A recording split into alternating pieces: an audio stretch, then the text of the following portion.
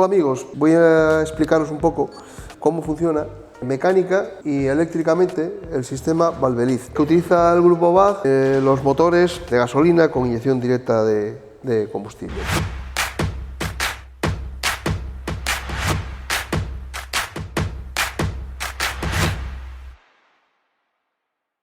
Aquí tengo el árbol de levas de escape. Lo que podemos observar en principio, aquí tenemos el piñón de accionamiento para la cadena y veis que hay 4 grupos, 1, 2, 3 y 4, que se pueden deslizar, pero que no pueden moverse, no pueden rotar de forma independiente con respecto a lo que es el cuerpo del eje que lo sustenta. ¿Por qué? Bueno, pues porque tiene una zona estriada, esta de aquí.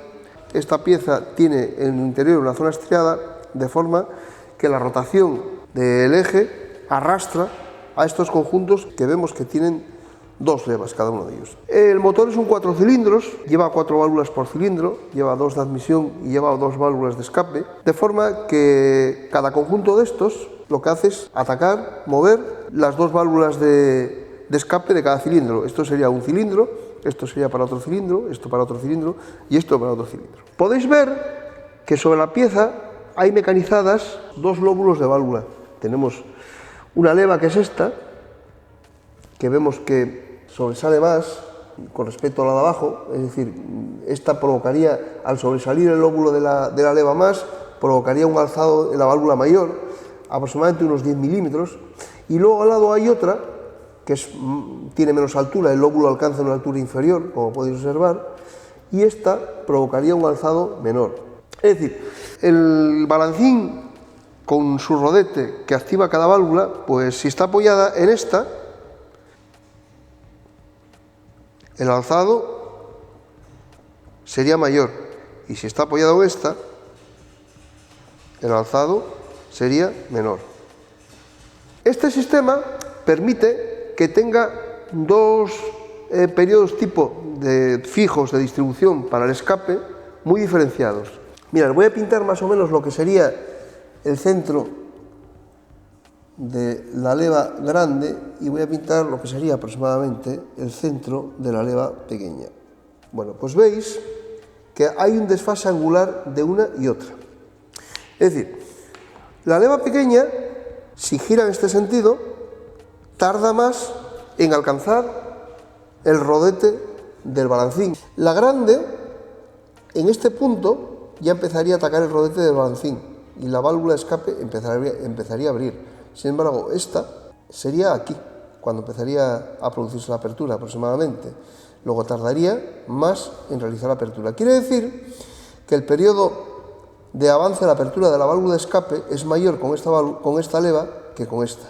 Es decir, esta abriría la válvula de escape antes, permitiría desahogar primero el gas de escape contenido en el cilindro, y esta tardaría más, permitiría una expansión mayor. Y luego, a su vez, si veis el ángulo en el que va a accionar, aproximadamente aquí, que va a accionar la leva, pues casi empezaría el ataque en esta posición y alcanzaría, pues aproximadamente este daría lugar a unos 180 grados, así aproximadamente. Este a 200 algo grados, hombre. No se puede apreciar muy bien ahí porque no lo estoy midiendo, pero bueno, el periodo angular de apertura de esta leva sería menor que el de esta otra. Esta leva, su configuración permite obtener un comportamiento óptimo con regímenes de revoluciones no muy altos y cargas, bueno, pues carga podría llegar a ser carga, pero con regímenes de rotación bajos.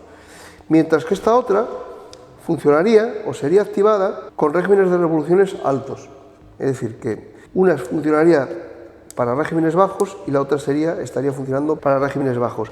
¿Qué consigo con estas variaciones de los periodos angulares? Bueno, pues disminuyo el cruce de válvulas en consigo una caída de presión inferior más grande dentro del cilindro. El golpe de presión que se provoca al abrir esta válvula lleva un desfase un poco mayor con respecto al cilindro que está a 180 grados. Lo que permito, en una palabra, es conseguir una mejor evacuación de la carga residual a regímenes bajos que queda dentro del cilindro y evitar que vuelvan a entrar en el momento de cruce de válvulas, que devuelva gas de escape hacia la admisión. Es decir, lo que consigo es mejorar el barrido de los gases que me quedan en la cámara de combustión. Con esa mejora del barrido de los gases en la cámara de combustión, bueno, me permite también trabajar con avances en la apertura de la válvula de admisión mayor, con cruces mayores, por lo tanto, en ciertos regímenes, pues consigo una respuesta del motor mejor. Bien, ¿y cómo se consigue esa conmutación de una leva a otra?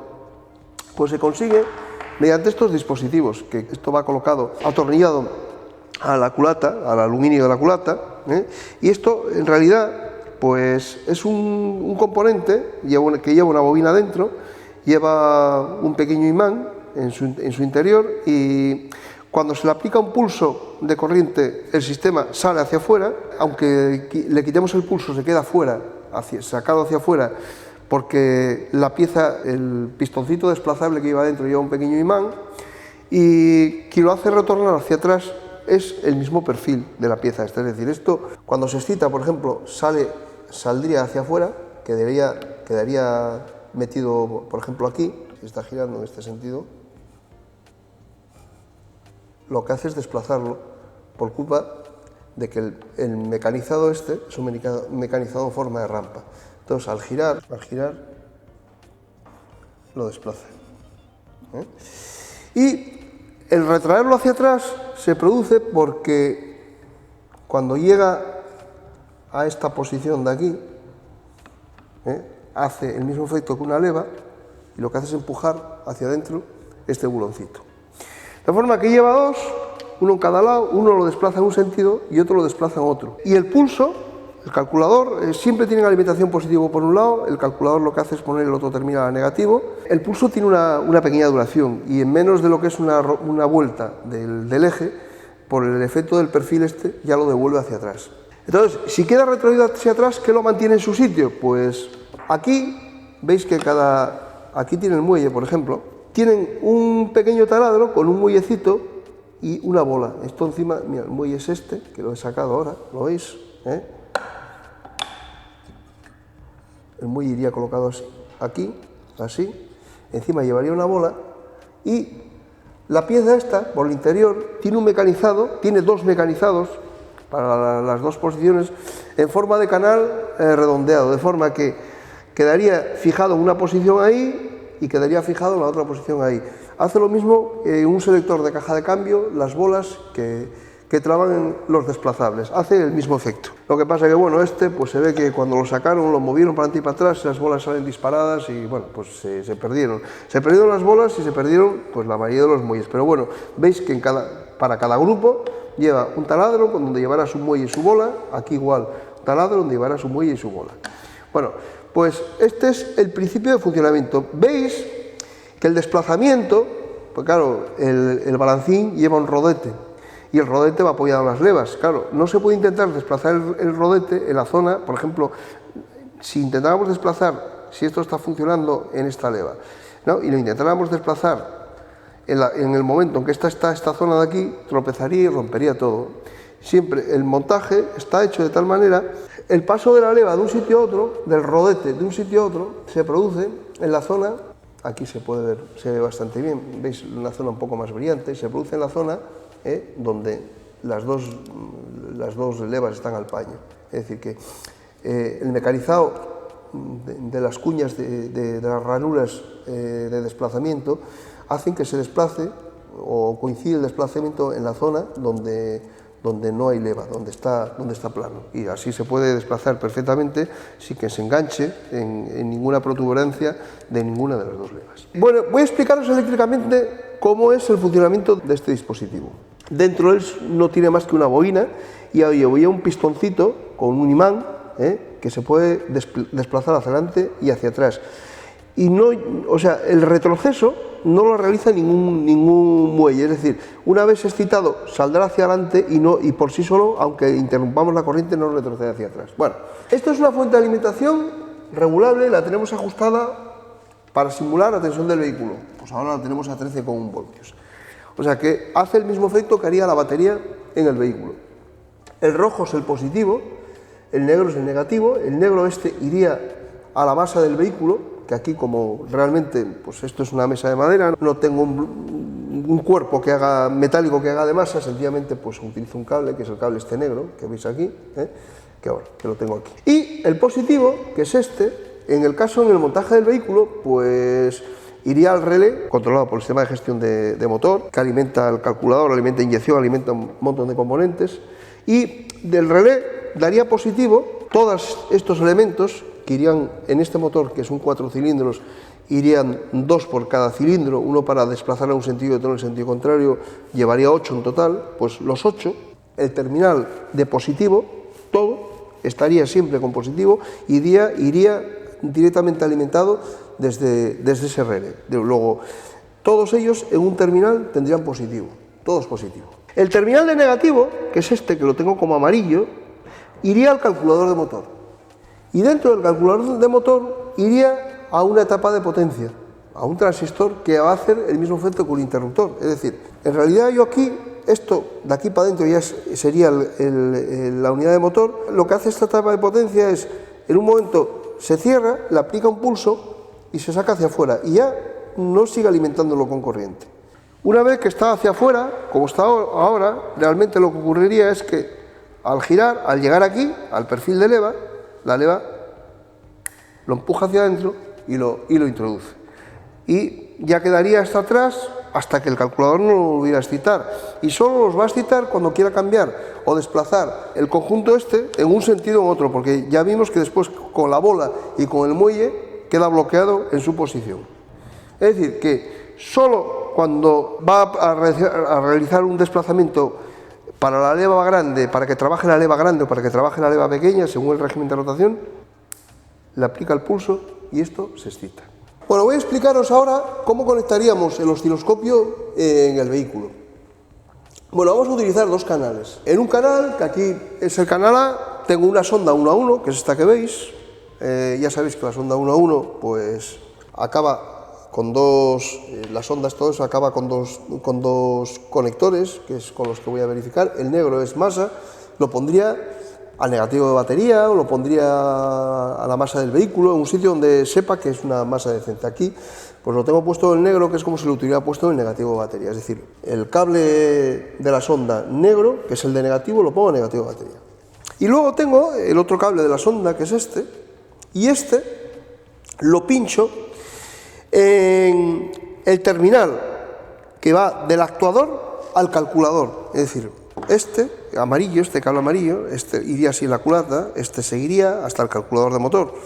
Y realmente dentro del calculador de motor, a través de este cable, lo que haría sería el calculador con una tapa transistorizada conectarlo a masa, con un pulso de poquita duración. Bueno, pues el otro terminal del canal lo coloco en el cable que va al calculador, en el cable de control por negativo, porque el control del actuador se hace por negativo. Y luego utilizo una pinza perimétrica.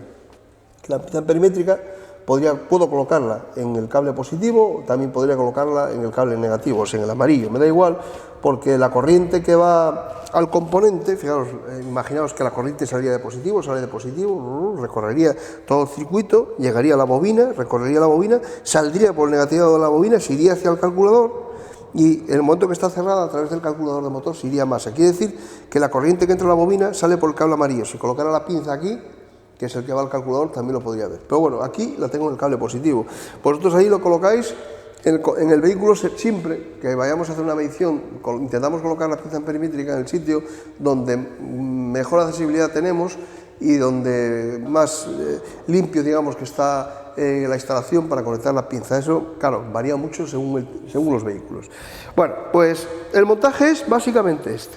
Entonces ahora voy a simular lo que hace el interruptor del calculador. El interruptor del calculador lo único que hace es aplicar un pulsito y conectarlo a masa, ¿de acuerdo? Y después el retraimiento de él lo hace el perfil de la leva, como vimos, el perfil de la ranura que va a provocar el desplazamiento. Entonces voy a aplicarle un pulso muy pequeñito y a su vez retraerlo para ver qué es lo que veo en el sistema. Aquí tengo... Mirad, voy a separar un poco para que veamos. En el canal A, aquí tengo tensión, ¿lo veis? Esto es tensión. Y en el canal C, que es el canal, el trazo este de color verde, pues tengo corriente. Y vamos a ir analizando qué es lo que ocurre. Vale. Fijaros, en este punto, pues, como no está conectado a masa a través del calculador, lo voy a tener a la tensión que haya en la red del vehículo. Pues mirad, tengo 12,59, es decir, tengo 12,59 hasta el momento en que se cierra el interruptor que hay dentro del calculador de motor. En el momento que se cierra el interruptor que hay dentro del calculador de motor, la tensión se cae, y se cae, pues, prácticamente a masa, ¿veis? Estoy prácticamente a 0 voltios, estoy prácticamente. Vale. El pulso tiene una duración no muy grande, y en el momento que se interrumpe, se produce una pequeña tensión de autoinducción al interrumpirla. Es este piquito que veis aquí, debido a la autoinducción de la bobina, bueno, pues que alcanza un valor de unos 43 voltios. Y este pulso, la imagen eléctrica, el de la corriente, lo que produce es esto que veis aquí. Es decir, la corriente empieza a crecer en el momento de la conexión. Esta pequeña joroba que se produce aquí es el momento en el que se produce el desplazamiento mecánico. Es decir, si está trabado y no se produce desplazamiento mecánico, pues aquí no veríamos esta joroba. El tiempo que está abierto es esto.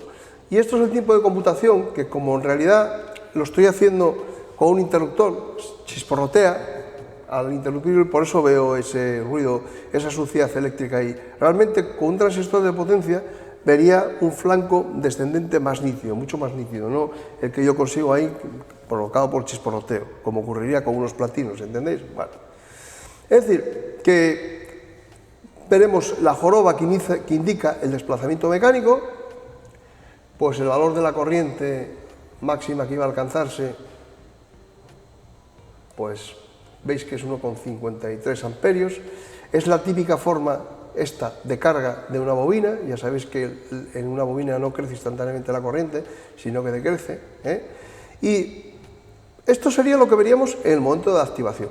La rueda sigue girando y, lógicamente, cuando llega en la ranura esa helicoidal, que ya vimos que tiene el fondo de la ranura tiene perfil de leva, en el momento que empuja hacia adentro el componente, en el momento que empuja hacia adentro el componente, pues lo que ocurre es que, como lleva un pequeño imán dentro, como os expliqué, se induce en la bobina un pico de tensión, que es este. ¿Veis? Este pico de tensión aquí fue el momento que se empujó hacia adentro, que llega a un valor de unos 28 voltios, vale. Puede ser un poquito mayor, y ese pico lo utiliza el calculador de motor para saber que el sistema se posicionó correctamente en el lugar. Es decir, si el calculador de motor no recibe esta información de reenvío, no reconoce que el sistema está posicionado de forma correcta. Si hubiera algún tipo de problema mecánico en el actuador que no funcionara porque estuviera trabado o agarrado, pues vamos a simularlo y veréis lo que ocurriría. Voy a empujarlo hacia abajo y no voy a permitir que se produzca el desplazamiento, que se desplace. Voy a aplicarle varios pulsos. Lo estoy aguantando con el dedo, no permito que se desplace. Y vamos a ver qué ocurrió con el pulso. Pues lo que ocurre es que ahora veis, este es el momento de conexión, el momento que se va a 0 voltios, crece, la corriente crece, y aquí, a esta altura, no se ve la formación de ninguna jorobita que indicaría que se ha producido la apertura. Luego aquí, esta forma de la corriente me indicaría que no se ha producido el desplazamiento. Y luego, además, pues no vería el pico que se tiene que producir cuando tiene que retornar. Es decir, lo vería en la forma de la corriente y no vería el pico de reenvío que me tendría que enviar hacia el calculador de motor, diciendo que se volvió hacia atrás y se posicionó en el punto que tenía que ir. Súmate a la élite de las reparaciones del futuro potenciando tus conocimientos con MIAC. Contáctanos